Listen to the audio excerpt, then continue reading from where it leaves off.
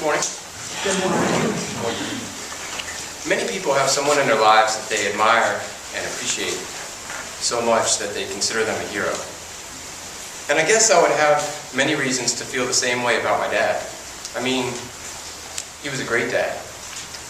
Fun, funny, smart, extremely thoughtful regarding a huge number of people and things.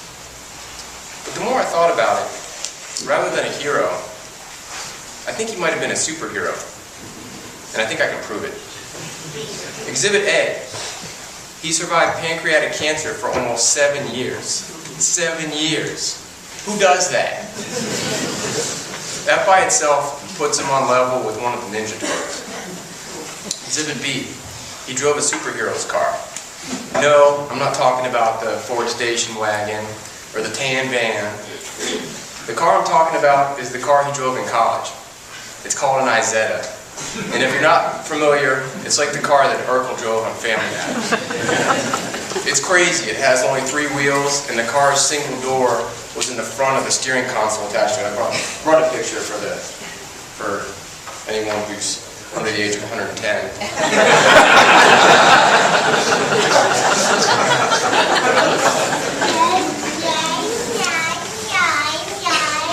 Obviously, that's a car that a superhero would probably drive. Exhibit C. He prevented nuclear war. I'll let that settle in. He was a lieutenant in the Army in the early 1960s, and while stationed in Korea, he was responsible for a nuclear warhead. And you know what? He never detonated it. Not on purpose, not accidentally, not even once. Exhibit D. Don't worry, there's only 6 of these. It's all on one page. Most superheroes are known for saving people from physical harm. Well, my dad may not have saved people, but he did save things. Lots and lots of things. Cousin Eddie? Where's Cousin Eddie? You said stay. Okay. I just need to know where you were. You don't say anything. Want a copy of your 1975 Poolsville High School football program? It's in his basement. It's just all on Sunday. Anyone need an operator's manual to a 1981 Mazda 626? It's over there. But he also saved nature. He spent many of his hours cleaning trash from the woods, trails, and streams in the area. Some of you know about the creek about 200 meters from here, from this building, that my dad put so much work into clearing that it's now called Speicher's Run. That's a nice ring to it. Exhibit E. He could communicate with wild animals. I witnessed this on many occasions. He would walk onto his back deck and yell just a single word. Apples! Within minutes, a half-dozen deer would trickle into the yard. Amazing. Exhibit F. The final clue that my dad might be a superhero occurred on a summer afternoon in the late 1980s. My brother and I were inside watching ESPN or Saved by the Bell or something like that, and my dad walked in having just mowed the lawn. Stu and I both noticed it immediately. On the chest of his shirt, he had sweated the Batman symbol. Almost perfectly. You can corroborate this if you don't believe it. So, despite all the evidence, we really can't know for sure if he was a superhero or just a really great guy. But I do know that either way, I love him, and I'm going to miss him a lot.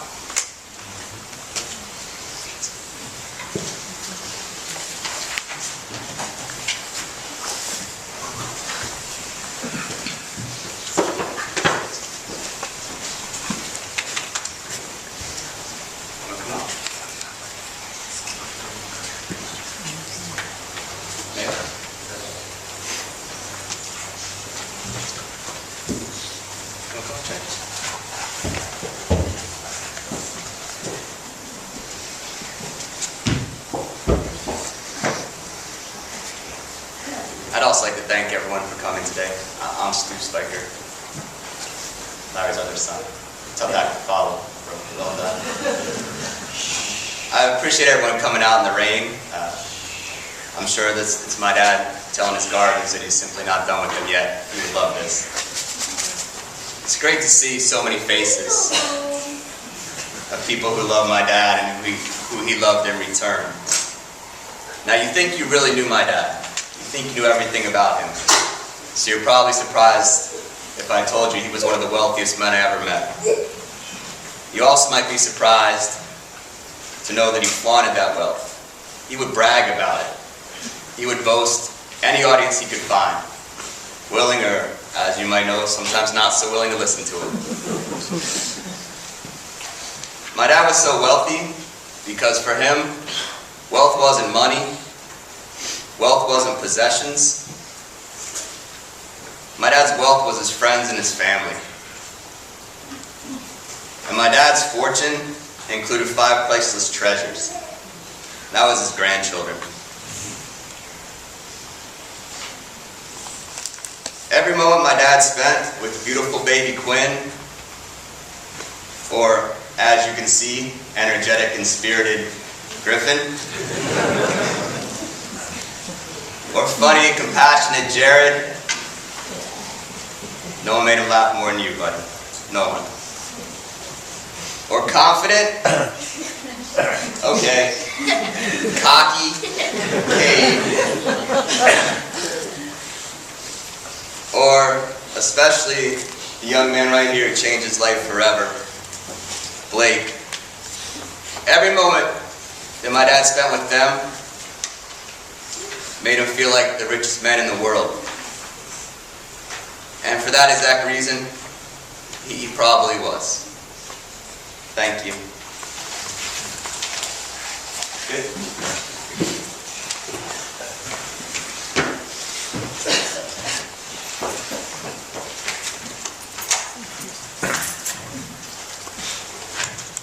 I first met my pop-up when I was really young. There's a lot I remember about him.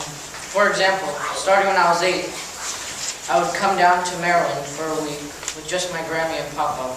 I used to tell people my favorite place to go on vacation was my Pop-Up's basement. Our Pop-Up would love to tell stories, sometimes the same stories, over and over again. But I didn't mind, and I liked listening. It was always great coming home from school and seeing my Pop-Up's car parked in the driveway, and him sitting in the garage with gifts he got on the drive up from Maryland to Pennsylvania. My Pop-Up would take me to lacrosse practice, and on cold nights, he would make me wear a jacket. Can you imagine how embarrassing it is to be the only kid on your lacrosse team wearing your grandfather's windbreaker? I wish I had more time to be with my Pop-Up, but I'll remember him and live on his legacy.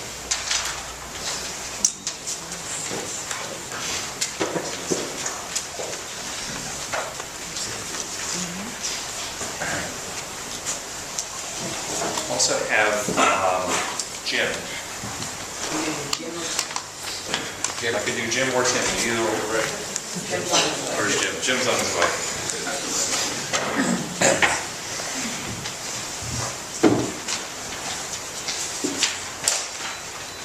Good morning. My name's Jim Dunlop. Larry and I have been friends since Furman University. We were fraternity brothers, and this fall we just celebrated our 50th reunion.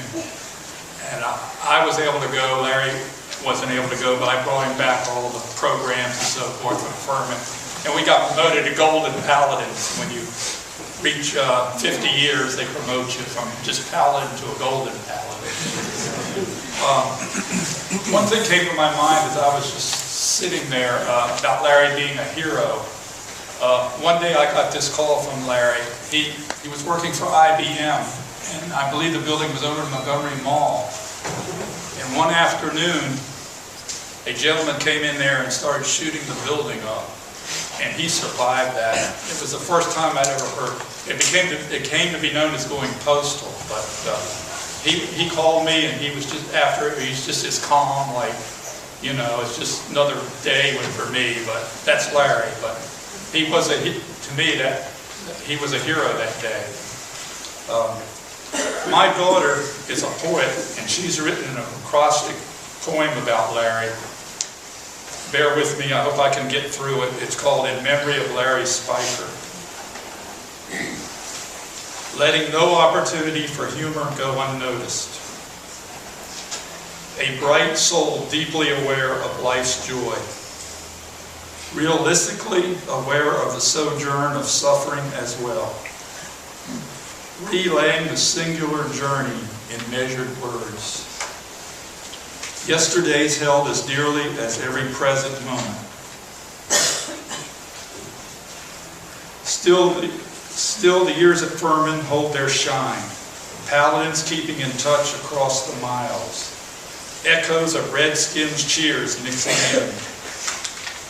Imagining in dreams a Democratic House and Senate. Can you feel the luminosity of his heart? Here today with us even as his body departs. Here today with us even as his body departs. Etched into so many souls his sincere presence. Rich in the awareness of our feelings, life's song. Thank you.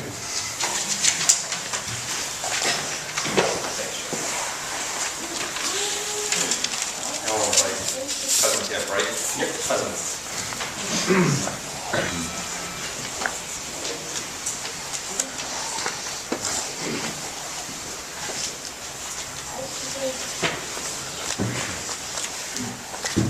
His first cousins, Tim Speicher and Larry Speicher. But it was my dad, Richard Speicher, who really connected with Larry, and they shared many things. The outdoors, western Pennsylvania, the deer hunting, the woods. Larry always sent Christmas cards with, or any cards of greetings, with a picture of a deer that he had taken somewhere behind his property or something. I kept looking at him and said, he's got to fix this up somehow. But I think they were his pictures. And Larry was always so helpful. When we came to visit about a year or so ago, before we even got to their house, we had an appointment in Gaithersburg, and darn if we didn't sit in the car too long with the lights on and the engine off, that needed a jump. So I had to call Larry up, and he came out and helped jump my car and get us back home. He was always so helpful and generous that way. So I'm thinking today, not only did he provide us a time to get together, but he gave us a car wash at the same time. Thank you, Larry. I think the rinse is done now. But his sense of humor was always one in which he would so humbly apologize for what he was going to say politically. You know, with a grin on his face and just so humble, I know I shouldn't say this, but it was wonderful to catch his wit and his humor. I just have one memory of one thing that he apologizes to me for. That was 31 years ago when Jill and I were married at Godora's Church of the Brethren in Loganville, Pennsylvania. And we actually just passed that on the way down, coming down from Reading, Pennsylvania, down 83. The church is visible from 83. And we have evidence, Stuart, Alan, we have evidence of two kids who didn't know what it meant to toss rice. They have the eyes, no, it wasn't just one eye. Now they're going back and forth. But they had that look in their eyes, and shoot, they fired the rice at us. So Larry apologized for that too. Then I noticed we passed Stewartstown on the way down. Anyway. But yeah, my sisters do share some great memories with Larry and the family. Ellen was one who lived in D.C. for quite a while, that had enough time that she would always come out and spend time at Larry and Nancy's and just enjoy the great memories, the many fun times. As she called it, the spirit, the humor, the friendliness. And Sarah, who's in England, shares just commenting on his brilliant humor and the strong sense of family that Larry had.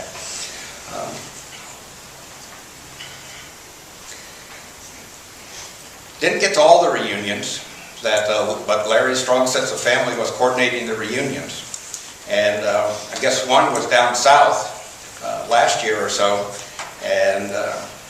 but I saw on Facebook that they finally found a trace of Larry. He left his signature Washington Redskins tag somewhere on the property there at the reunion. So I remember seeing that on Facebook. And there was even the rendezvous we did in Baltimore one time, where two of us couples happened to be rendezvousing, finding out we're going to Baltimore to see specialists the same day, and actually had a chance to connect and say hello, goodbye, and went back our separate ways. But another gift that we shared was that Larry was himself until the end. We often know and wonder, how am I going to be when the last days come? And am I the one to be able to tell this story? Maybe stealing Pastor's thunder on that. Do you have it? I have many stories, yeah, probably. Well, I'll warm them up with it, and you can tell it better. Anyway, I understand that on his last day of physical therapy, he was interviewed, evaluated, and of the questions they asked, do you have any fears?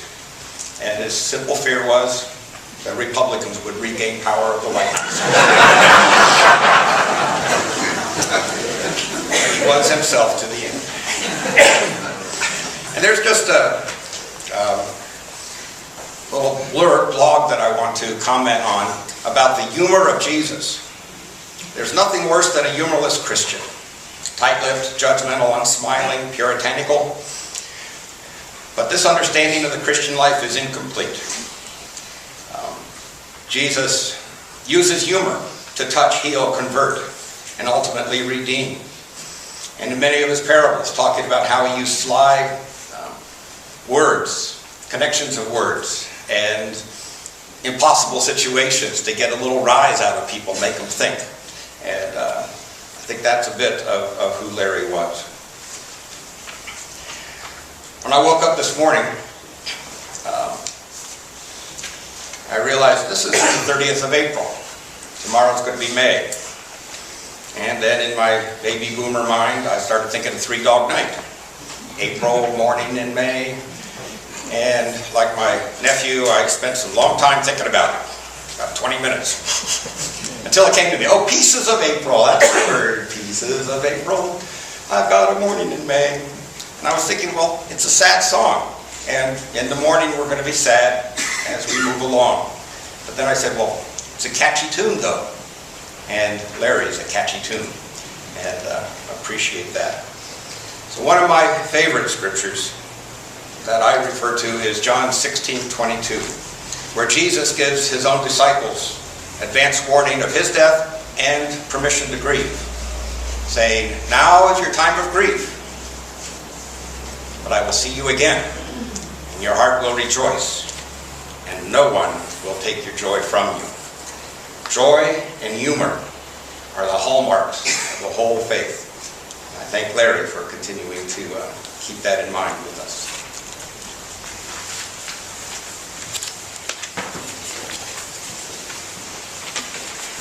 And finally, I'm going to ask Paul to come forward and tell us a little bit about Larry and his work with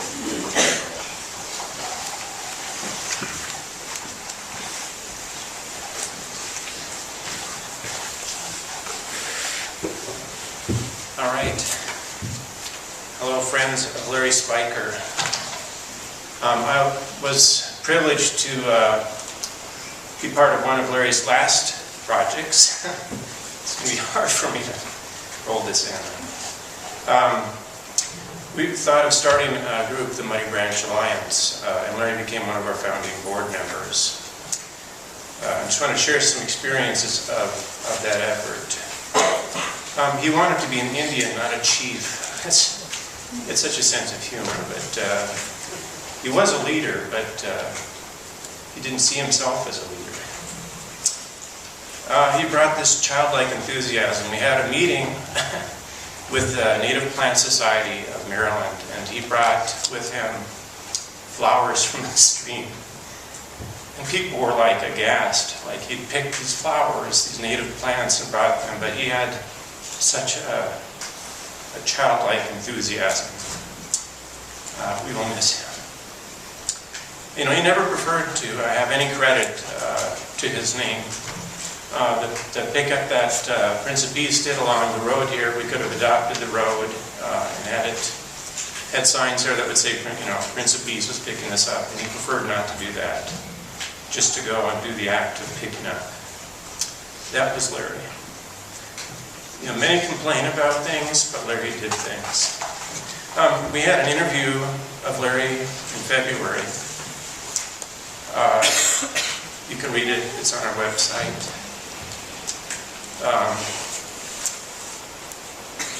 And I can't, I don't get to read it, so. But for those that have given money in his honor to Muddy Branch Alliance, we're going to use that money for a demonstration project on a church property so that other people can see the kind of things that help streams like the Muddy Branch. So anyway, thank you for the opportunity to speak. I apologize for getting so emotional. Thank you.